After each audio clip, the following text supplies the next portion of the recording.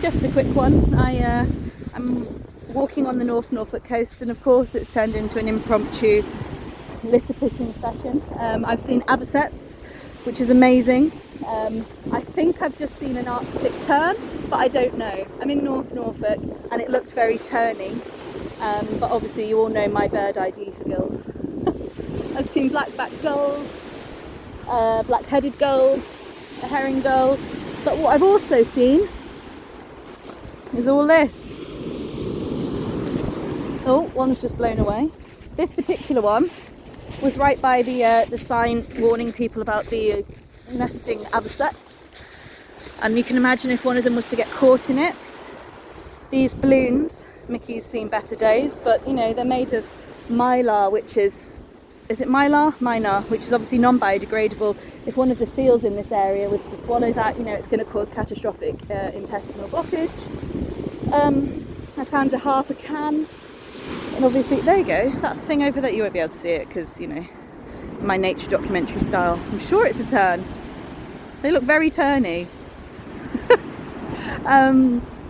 Yeah, no, this can, you know, not only for the wildlife that live around here, but, you know, if there's a family on the beach and the kid happened to cut themselves on half a can if they were walking along barefoot, you know, it's going to cause all kinds of health problems. And I think it's just, once again, I'm just hammering home that message that people don't seem to be listening to yet. That we just need to make a collective effort.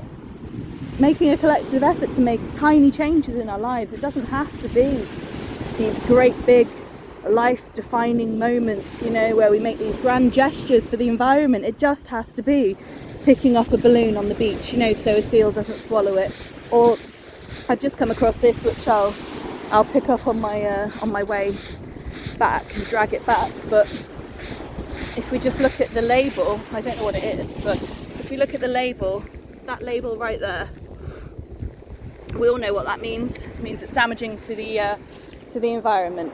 You know, it's just heartbreaking that we come to these places where there's protected species. You know, the birds are coming in from, they're migrating here for the summer, and wouldn't it be nice if we could make this beach and all other beaches just a beautiful haven for them, instead of having to worry about an avocet getting its head caught in there or a seal swallowing the balloon. It just makes me really sad. And I think there's still so many people out there who will go for a picnic and will leave their water bottle on the beach. And I don't understand that, because if you can carry a full water bottle for your walk, why can't you take an empty one back with you? I think it's absolutely heartbreaking. And I think it's just simple, like I say, simple actions, really simple actions make a huge difference. This area is a no dog area at this time of year, obviously because of the nesting birds. But again, you know, if you're out with your furry family member in not this area but in a different area, you don't want them cutting themselves on half a can or eating someone's, you know, leftover sandwich in a plastic bag and things. And you know, I've heard tales, I spoke about it on my podcast, of deer in some of the parks around the UK of sadly dying, and when they've done the post-mortem they've cut them open and found, again, intestinal blockages caused by plastic. And it's just so sad, and it doesn't need to happen. So if you're out today and you see a bit of rubbish, don't think, oh, someone else will pick it up. Just pick it up. It takes less than a second, you know, to do so, and you could be making a world of difference. What on earth is that?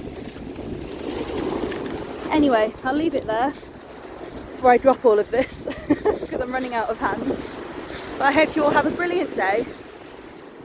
If you can, get out into nature and just enjoy it. Protect it and enjoy it.